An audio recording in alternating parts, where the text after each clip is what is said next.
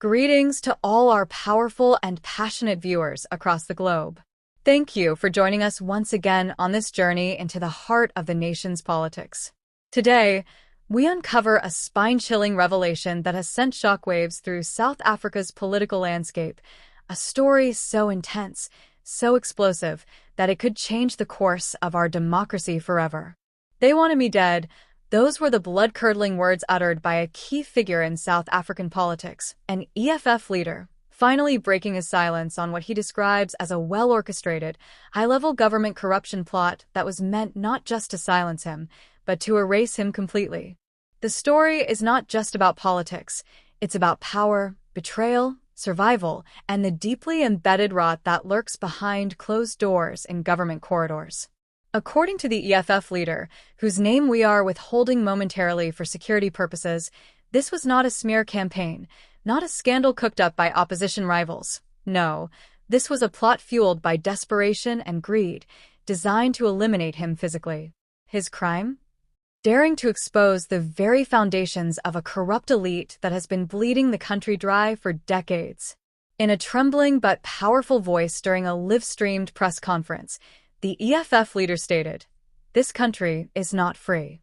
We're being ruled by murderers in suits, cowards hiding behind blue lights and bulletproof cars. I have evidence, and I will not be silenced." His eyes, bloodshot from lack of sleep and perhaps emotional strain, carried the weight of someone who has seen too much and lived to tell the tale. He then went on to recount the events leading up to what he believes was an attempted assassination. "I was followed for weeks. My communications were intercepted. Strange men showed up near my home at night. My security detail found a tracking device under my vehicle. At first, he thought it might just be intimidation tactics, scare him into silence. But things escalated dangerously when a trusted associate was found poisoned, just days after delivering documents that allegedly contained damning information linking top government officials to illegal arms deals, offshore accounts, and covert intelligence operations targeting political dissidents. That death sent a chilling message. That was meant for me," he said. "The poison was not a random incident. It was a warning, shut up or you're next." He paused for a moment, clenching his jaw, and then continued, "But I refuse to be another name on a tombstone. The people of this country deserve the truth."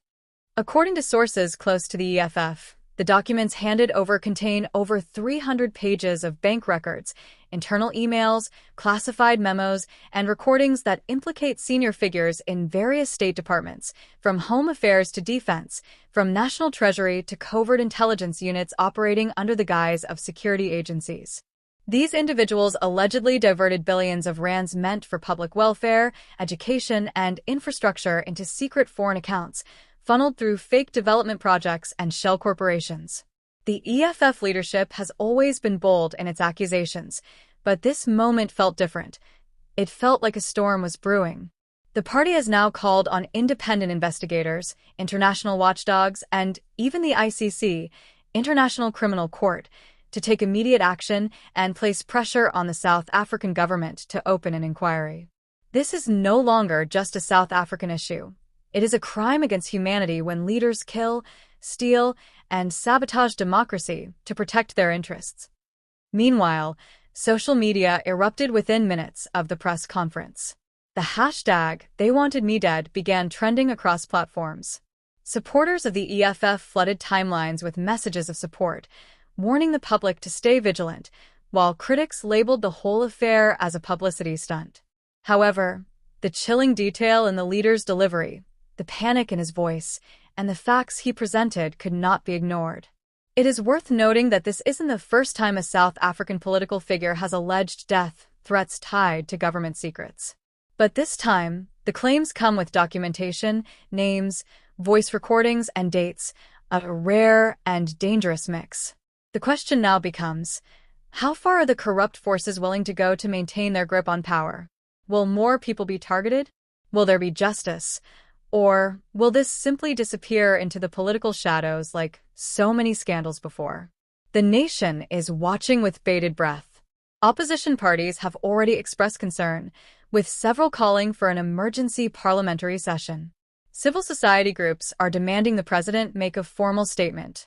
But so far, the halls of power remain silent, a silence that some say screams louder than any denial ever could. As for the EFF leader, he claims to have gone into hiding. "I am not running," he insisted during his closing remarks. "I am preserving my life so that I can finish the mission. If they kill me, let it be known to every child in this country that I died fighting for your future. But if I live, I promise you, I will tear this system down brick by brick." These are not ordinary words. These are the declarations of a man pushed to the edge, staring into the abyss of political betrayal and refusing to fall. Whether you stand with the EFF or not, what cannot be ignored is the intensity and urgency of this moment in our history. We are at a crossroads, and how the nation responds to these claims may determine whether truth triumphs over tyranny. Thank you for being here. Stay informed, stay alert, and above all, stay united in the pursuit of justice and transparency. If this story moved you, challenged your beliefs, or simply made you think, then don't forget to like, comment, and subscribe to our channel. Your voice matters now more than ever. Let's keep this fire burning.